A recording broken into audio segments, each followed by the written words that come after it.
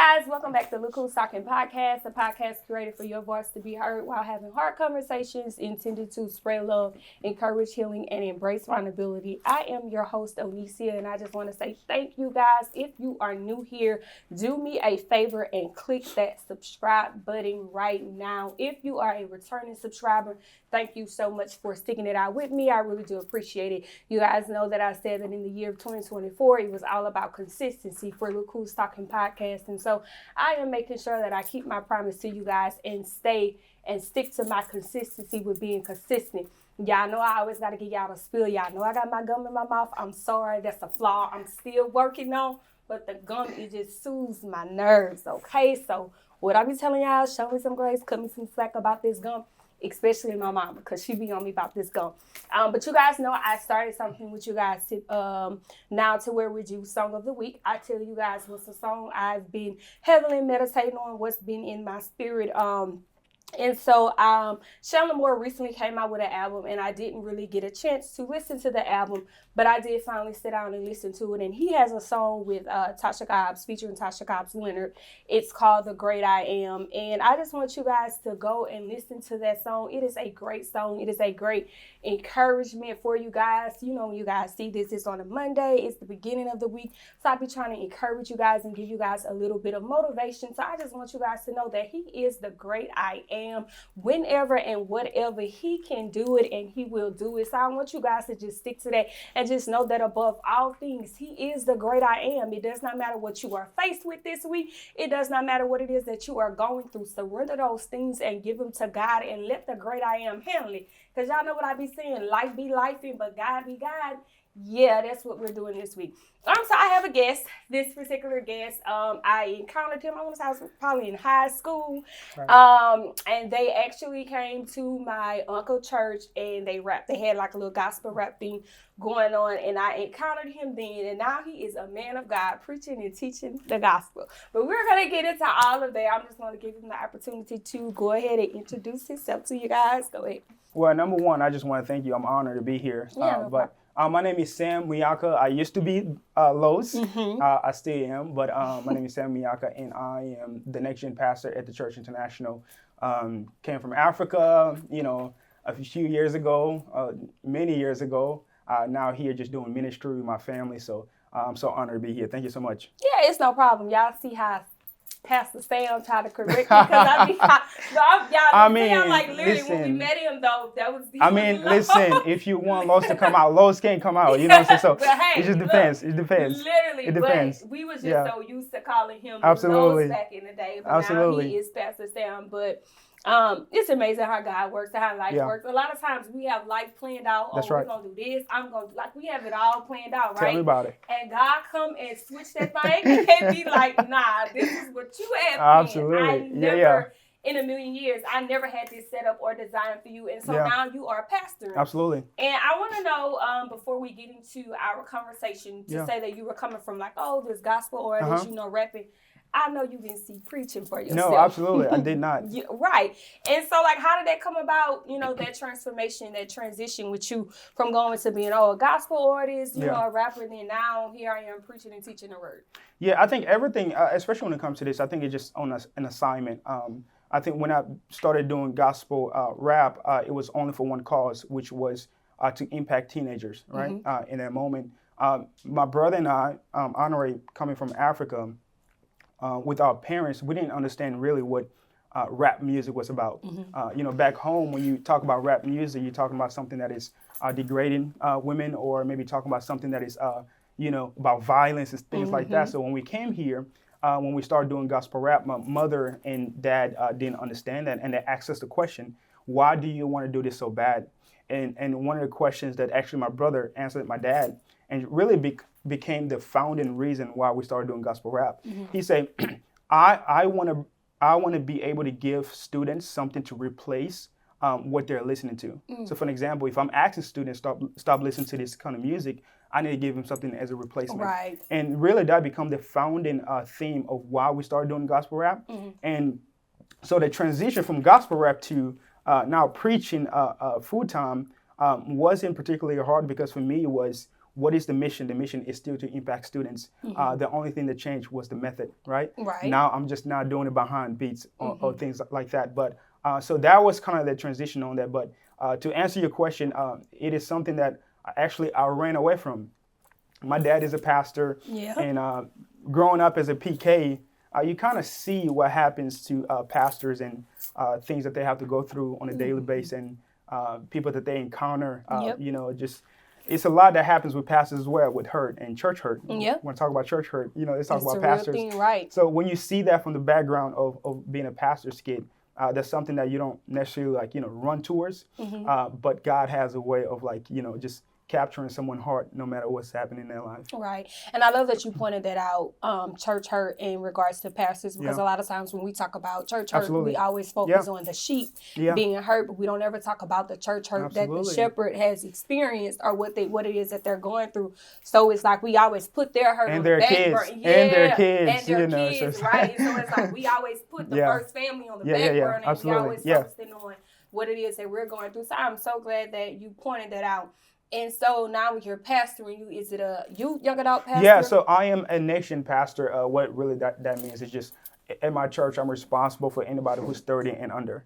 So that is young adult, youth, and children, and just anybody who is under that age. That's my responsibility at our church. And I love that your church have that, because a lot of churches now, they're kind of pulling away from the focus of youth and young adult. And I'm like, we need that, because we are the next generation. So it's like you have to pour into that generation. You got to birth it. Like whatever it is they give, you have to cultivate it, because literally we are the next church. Absolutely. And so me and my sisters always have that conversation, because we really be like, you know, it's kind of hard, or, you know, a lot of times when you hear about young adult in ministry, I was saying, well, I can't find a church home that relates to me or that pours into young adult. And I'm so glad that, you know, you pointed it out, that that is your assignment, you know, the youth and the young adult, the next church basically birthed in that generation.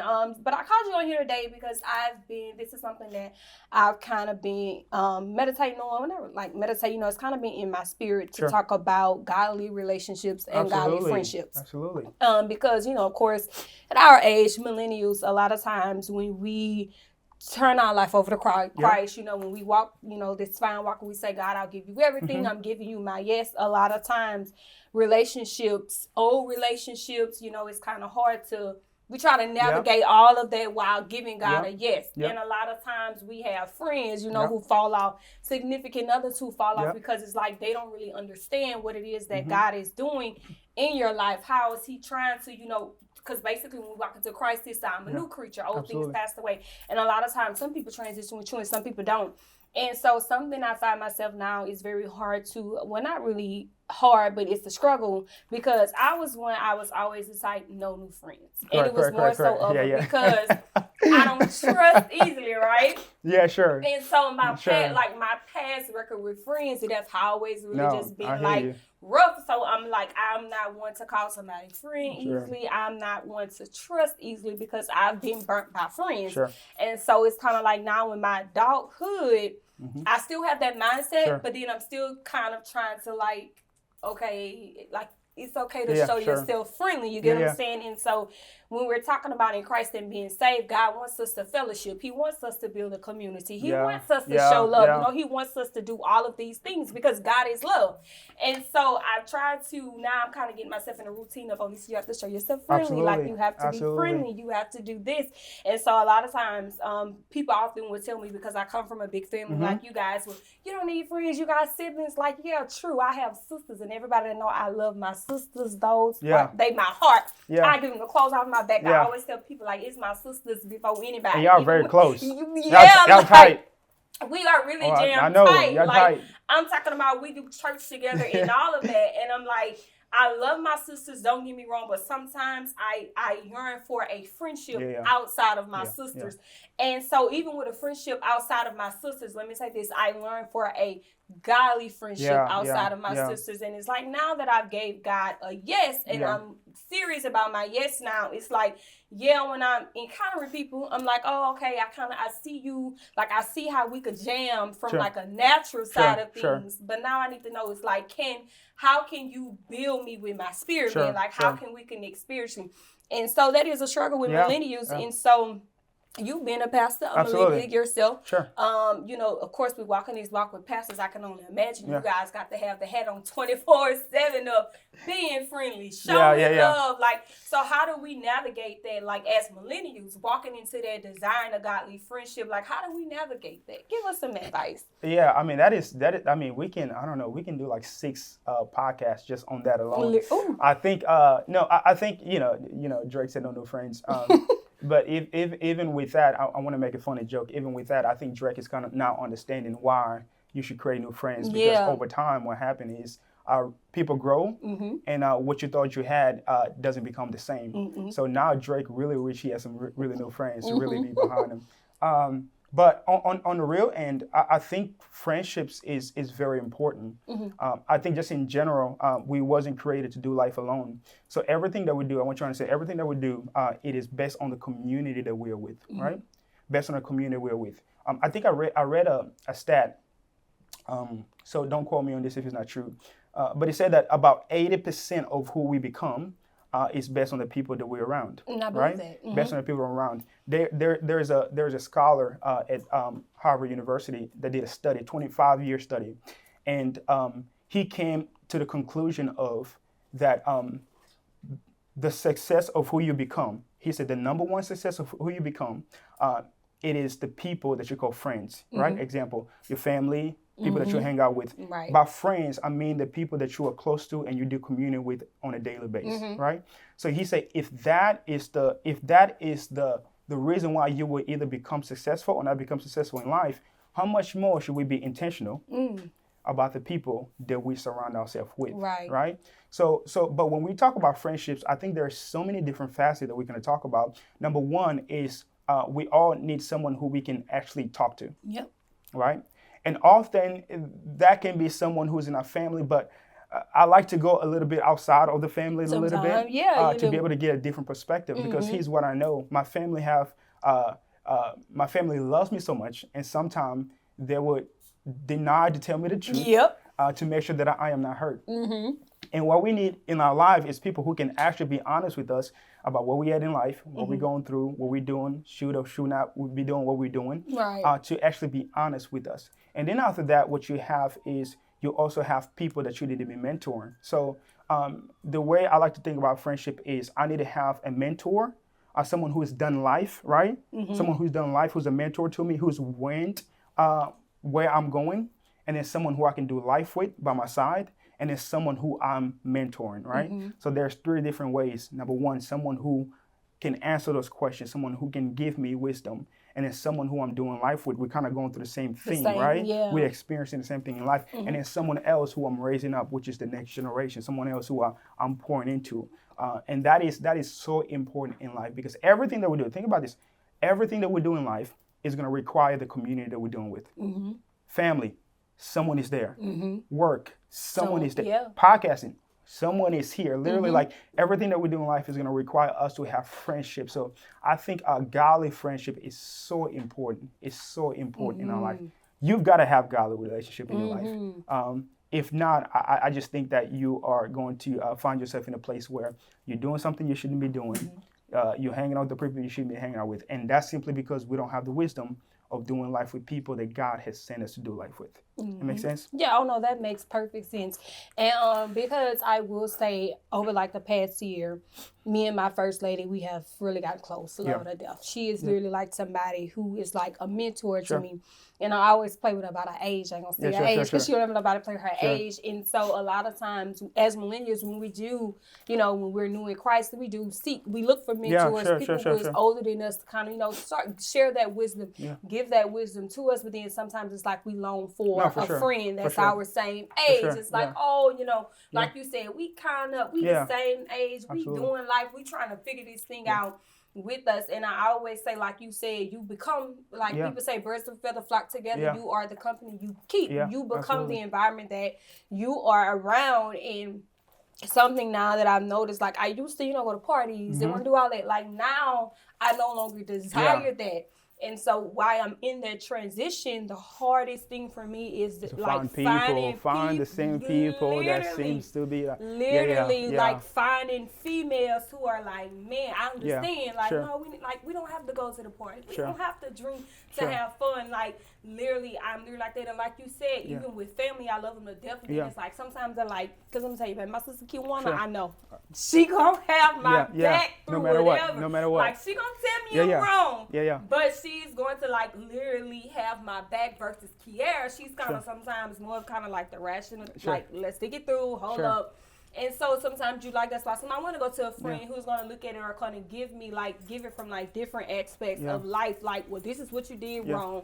You shouldn't have handled it like this, or you shouldn't have did it like that. And I've even recently encountered, some new friends, and I love them to death, but then it's like sometimes we can encounter people, and like sometimes God will put people in your life because basically they are your assignment. It's like I placed them in your life because I want you to bring awareness to Christ. Like, I want you to testify, spread the gospel, like make them aware of who I am and what they did in your life, right? And so it's kind of like with some of my friendships, I am in that place to where it's like I know that I am their assignment, they're my assignment. I know God placed them in my life for a reason because He wants me to, testify to them, to, share the word and things like that to encourage them. And then it's like when I'm looking or when I want a friend who I can call and be like, oh, I'm going through this. So how do I'm supposed to handle this? Because I think, like you say, it's important to have friends who can speak life into your life this moments. When you're broken, they can build you, like who see your blind spot, but they do all of these things from a spiritual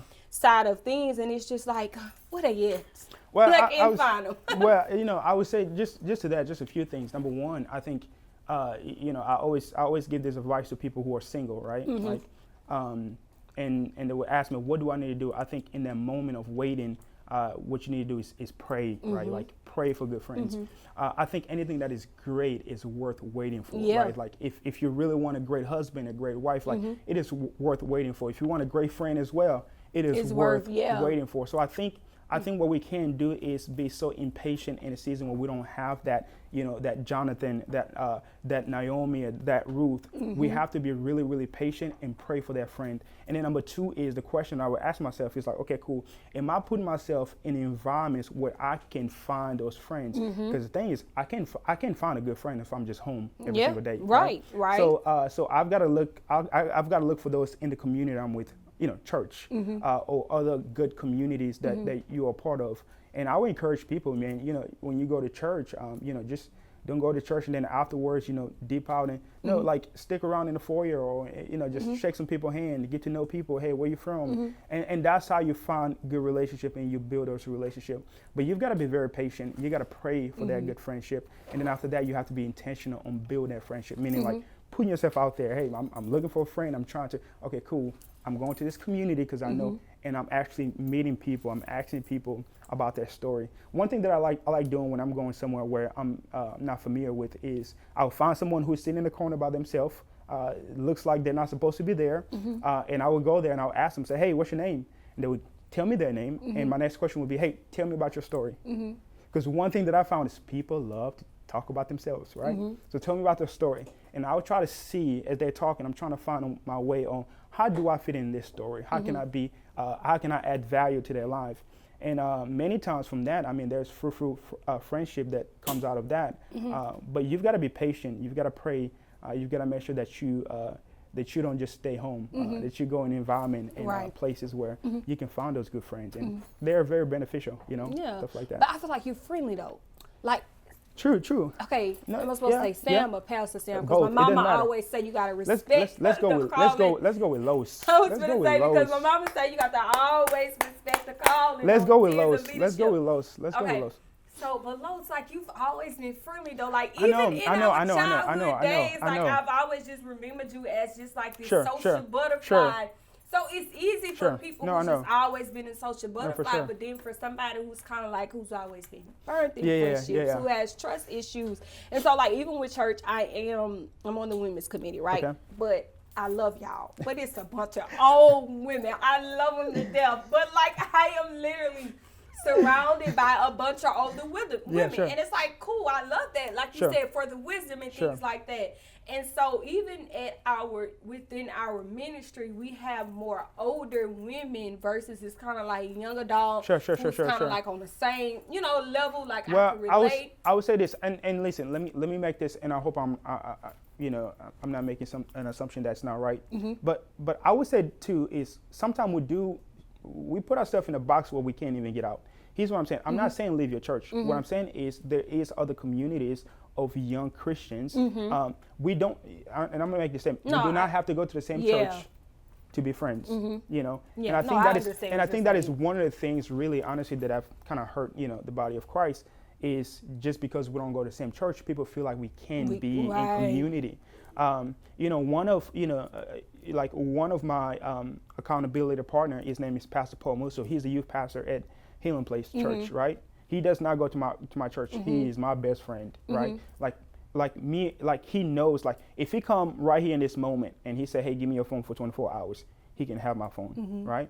But again, he does not go to my church. So I think, to have a great friend doesn't necessarily mean someone who's at your church. I think sometimes you guys take yourself out of the bubble that you've been in and actually like, hey, let me go see at their young adult night what they're doing. And that doesn't mean that you need to move churches either. Right. That just means that, you know what, I might like to join this Just go ministry. fellowship. Just go fellowship, and then after that you find friends and you begin to hang out, So I want to encourage that for people. It's like, we're not gangs. Like, it's like church is like we're all like for the kingdom. It's one goal. Yeah, one goal. So it's like be comfortable and say, you know what, like tonight, man, I don't have nothing going on. I know they got a young adult night here, so and so church. I'm gonna go there, and then friendship, might be built from there. Right. No, I definitely didn't take it like that. Yeah. Because like you said, as a church, we are one. It's the Absolutely. one goal. Absolutely. It's okay to go and fellowship, build relationships absolutely. with other ministries. And I have recently, I encountered, I'm not sure if you know her, Kiara. She's a gospel singer. and Oh, and I Henry. love her. Oh, I love that's my them. people. Love them. That's to my death. people. Like so pure, so loving, and I really do love them. Great to death. friend. Yeah, and when Amazing. I say she is one who kind of just made me feel at ease. Absolutely. Like, look. Lots I would say I'm really traumatized. Yeah, sure. My friends, like I'm just going to be honest. No, like, absolutely. because a lot of times we don't really be honest Absolutely. with ourselves. Yeah, But I'm yeah. being honest. Like I am really traumatized Yeah, absolutely. by friends, and so it's like I really am asking God to just send me that one friend who like literally relates to me in all areas of life, like whatever it is that I'm going through. I know I can call this friend to speak life into me and things like that because You know what? You just say something powerful too, but because I do believe that we all. I don't want to make any less a problem of this situation. I think many people we have trauma and from things that have happened to us, and they are real. But what we have to be careful too is we have to seek healing from the Lord and forgiveness, because if we don't, here's what begins to happen: is we letting things that people done to us years before hurt the friendship that God is bringing to you now with Kiara. You're right. So so again, as a person, he's my responsibility as well in the situation. Is I've got to heal and I've got to forgive, so that way I don't carry out this trauma to this new friendship that God is bringing. Right. Because what Kiara can be to you is a godsend. Right. But if we're not healed, right? You're right. We will continue to walk in the same Pastor path. Sam is rebuking me on my podcast. No. I know. I just know. Pastor Sam rebuking me. You say something. That was powerful. That Yeah, you said. That was right. powerful. But you're true. Yeah. But here's the thing. Here's God sending you someone who is really great, and you say, "Hey, this person can be really great," but we're still discussing what happened behind this, right? Yeah. So we've got to be You're really right, careful. though. We want to speak life. Now it's like, okay, cool. And again, there's a process of healing. But what I'm encouraging is not to forget it. What I'm encouraging is to heal. I want to be careful. I'm encouraging us to heal. So that way, what we speak now is life in the future, and our death in the past. Yeah, and I think that's always the question mark with it because God teaches forgiveness. It's, it's His instruction. You must forgive your brother and sister in Christ. Now, if it's not your brother and sister in Christ, forgiveness. You got to, because all of the time, it hurts us more holding on than letting go. But then it's always like that thing in the back of our mind, be like, oh I forgive you, but I'll never forget. Yeah, and like sure. that hinders us sometimes when we're walking into new things because we're still holding on to what happened. Or it's like we have basically like process our mindset Yeah. to be, you forgave this person, Sure. but don't never forget Absolutely. what has happened. And I feel like sometimes when we don't forget, like Mm-hmm. that bleeds over into new relationships or trying to build new relationships, because I'm gonna be honest, I be side-eyeing. I'm like, what you said? Like, but again, because again, women, Yeah. we are emotional Yeah. creatures, Sure, like sure. we do, and so Sure. I real life be like, I don't But let know. me also but let me also give you some props though. Mm-hmm. To your point too, you also got to be mindful of who you call friends. Yeah, and Because not just anyone can be your friends. I think what a lot of people don't understand and we're not okay with is there's different level of friendships, Yep. right? In my life, I've had this discussion many times with my friends. I think I've got like 4 categories, right? I've got like best friends, and I've got like friends, and then I've got like the crowd, and I've got like just like the community. Right. I think if we don't have that, because here's the thing: if I'm expecting something from, if I'm putting expectation on level 4 friend on number 1, I'm going to be disappointed. Right? Yeah, Like, right. I don't want to be disappointed by someone who I hang out with once a year, because they're not doing something that by someone who I hang out on a daily basis not doing. So we've got to be careful on that. So even with friendships, there's level to that. There's like, okay, cool. This is someone who I really can depend on, and this is someone who will hang out, but it's kind of not there. And this is someone when I see them, there's no bad blood, but it's like, what's up, and that's about it. Literally. There's other people. It's like, hey, I've forgiven you, but that's like. That's just that. That's just that, It's like forgiveness yeah. is not trust. It's like, just because I've forgiven you doesn't mean that you get to earn the same access in my life that you had. So there's different level of that, and once we define that, then we can put the proper expectation on people in our friendship, Right. So I give you props on that. Yeah, and so back to that, because it's like that spiritual discernment is always on, Yeah, and it's for like that's sure, a for good thing, but for it's sure. like you could be sitting here and you could just be reading somebody, like yeah. seeing people through the spiritual eye, and so I think like that's another thing with approaching friendships, Sure. because it's like that spiritual discernment is always on, and you Yeah. always, God is communicating with you, and then it's like you be side-eyeing, you be like, yeah, I'm a pass on you. And so I really feel like that's just kind of being like in terms of meeting new friends, like Yeah. you said, it's Yeah. like, oh, you're good to be cordial with. Yeah, like, absolutely, we can have yeah. a conversation, Yeah, but sure. I don't really think, I'm not going to say friend. And so a lot of, when I was in school, now when I was in like adulthood for school for aesthetics, they would always be like, oh, you're a mean girl. And I'm like, no. But they would tell me I'm a mean girl Yeah. because I wouldn't call everybody Sure, friend. sure, I got you, would I got literally you, I got be, you. if we in the classroom, we could I got talk, you, I cool, got you. whatever. But outside of that, like, Yeah. I don't. And so I want to work on that, like you said, because I've gave God a yes, and I'm serious about Yeah. my walk now. And so I don't want to be a saved mean girl. Absolutely. Like, I want to be the loving, the jolly. Like, Yeah. oh, she's really changed. And so I'm admitting, I'm trying to work on it. Yeah, I'm really trying to get there. for 'cause, sure, for sure. I've seen, I hear a lot of people talk about like, oh, their spiritual friendships, and like, oh, when they were going through, my friend prayed for me, they covered me, like they spoke life into me, and I do desire that at this big age to be like, oh, I was going through it, baby, my friend got me on pub, my friend Absolutely. lift me up in prayer, like Absolutely. I didn't even tell her. And let me not say this is I'm not discrediting my sisters, because like I said, we jam tight, No, for and they sure, do all for of sure, this for me, sure. like we be at church, ugly, crying, praying, speaking in tongues, and all of that. But sometimes, like you said, I've got 7 siblings, and I still need friends. Yeah, like you a lot of still do friends. desire a friends. godly relationship Absolutely. outside of Absolutely. family. Absolutely. And so I'm like, so I'm walking into, I said when I was walking into 2025, I wanted to work on just building godly relationships, godly friendships. And I oftentimes see like a lot of, millennials expressed on social media like that. It's just something so hard for them. It's like because they gave God that yes, walking into, this new life is just so hard for them to like build community or fellowship with people who see God the way they see God, who love God the way they love God. Yep. And so when you asked me, I was like, you know what? I think I'm going to talk to Pastor Sam about godly friendships, because he works with millennials, like he's around them. He pretty much, he see like, the ins and outs of things. And so I wanted to have that conversation because like some of the people that you named in the Bible, like it was jam tight. Like, absolutely. They had somebody who was kind of like, they rocked, like this is my road dog. this was really my friend. Absolutely. And so, like, what is, just even to encourage me, because, we talked about even in your, waiting season, because we do get impatient. Yeah. You're like, oh, God, I done let you this for a long time now.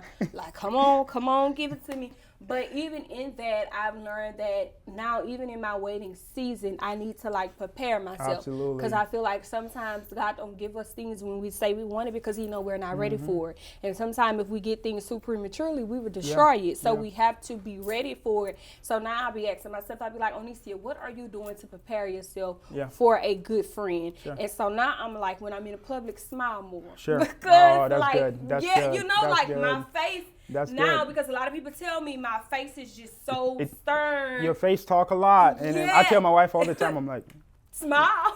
Literally. It says a lot. Yeah. And yeah, definitely. Wifey understands. Yeah. So, like, now I'm like, when I'm like, okay. And like I tell myself, smile on me still. Relax. Absolutely. Like, so you get be more welcome. Be more welcome. No, be for sure. more welcoming. So that is something that I am kind of telling myself, not just me, like my entire family. Like, we just gotta look, and it just be like, people like, don't worry about it. Your facial expression. So even like for that, like, what is just some tips or things you could share with people who are in their waiting process as a whole, like whatever it is they may be asking God for, and they just need the encouragement or the motivation to, like, make sure you are preparing yourself for what it is that you are asking God for. So, like, what's some encouraging, motivational tips that we can share with the viewers? I mean, I think about this too, just to encourage someone. I'm going to start off. It might not sound very encouraging, but I'm gonna end it with encouraging. But I think about this too. Often when you talk about, when we not, maybe making the friends that we want, that's often a reflection of who we are at the moment.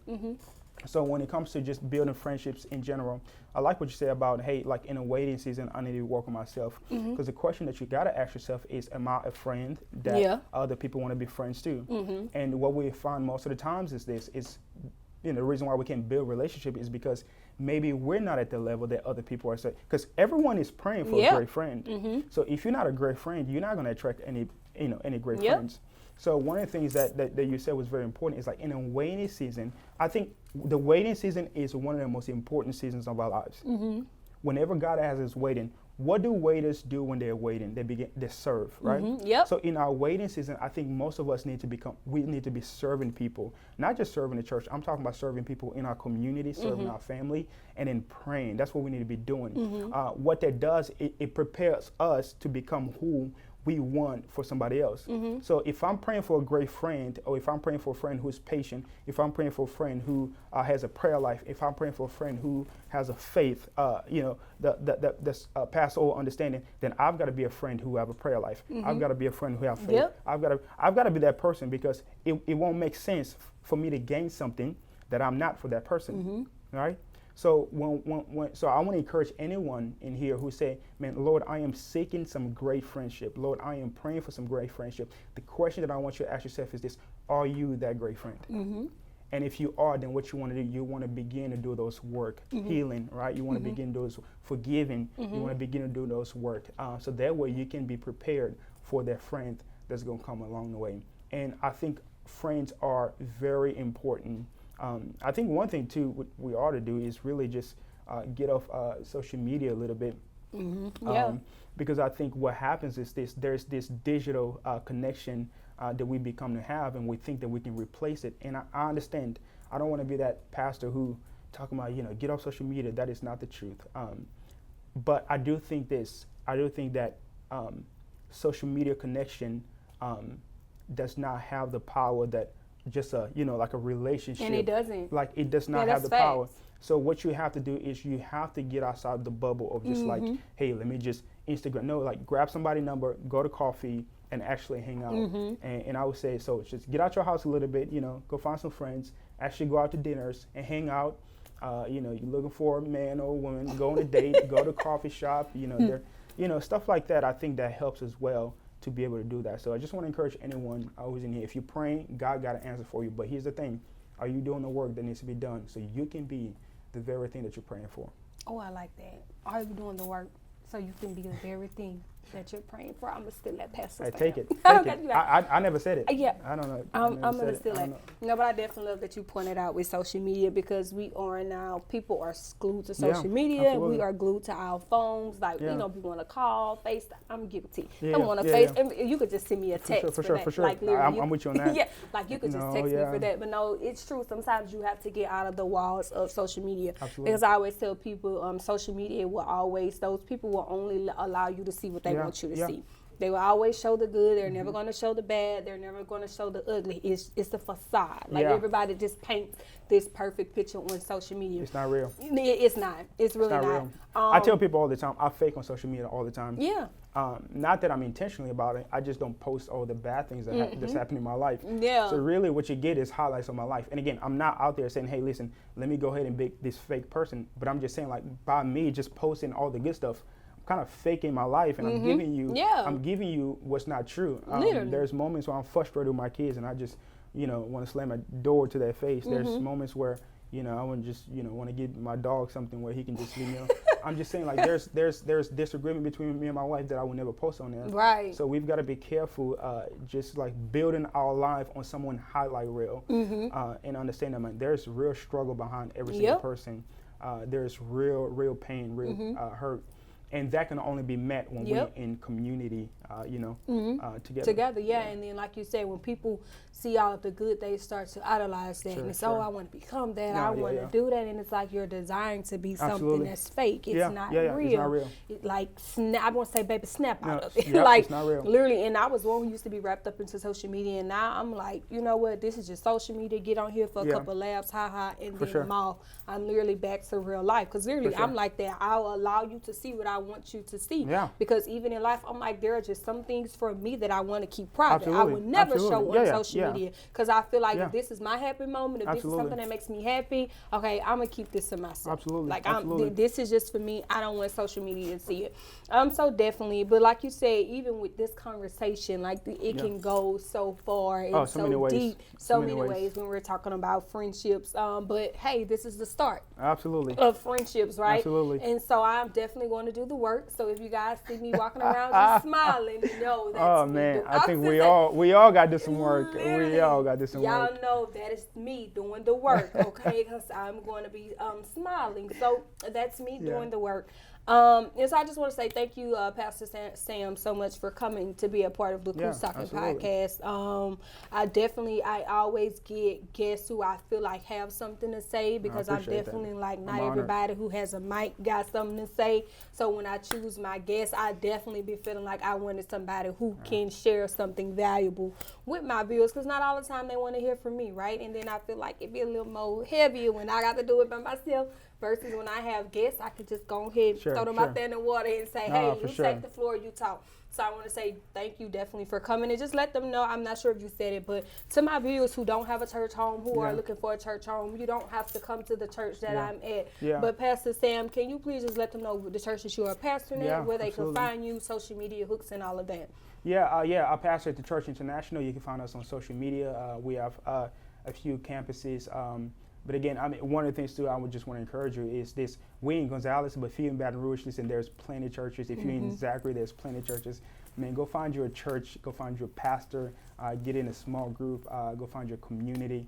But if you're interested in our church as well, more than happy to make sure that you, accommodate you to come. Just follow us on social media, any question that you have, and I'll be honored to answer it. So perfect. And I just want to say thank you guys so much for tuning into the Cool Talking Podcast. You know, I'm gonna always give y'all the spiel. Make sure you are spreading love, encouraging healing, and embracing vulnerability. And even if this is your waiting season, while you are in your waiting season, I want you to ask God to prepare me for the things that I am waiting for, so when they come, I will not destroy it. Right. Heal me from the things that has broken me, so when I encounter new people, the things that have broken me, I won't allow it to break them. So if it's looking for a godly friendship, a godly relationship, whatever it is that you may be waiting for, just ask God to prepare you for it, and ask him to give you insight and instruction on what to do, so when it comes, you'll already be prepared for it. Do me a favor, y'all know I'm gonna say it. If you are not a subscriber here, make sure you click the subscriber button. If you are a returning subscriber, thank you for sticking it out with me. I will see you guys on another episode of Look Who's Talking Podcast, and hopefully we can get Pastor Sam back so we could go deeper into godly friendships and godly relationships, because we all do desire them at some age in our life. So thank you guys so much. I will see you guys on next week. Brand new conversation, brand new episode. Deuces.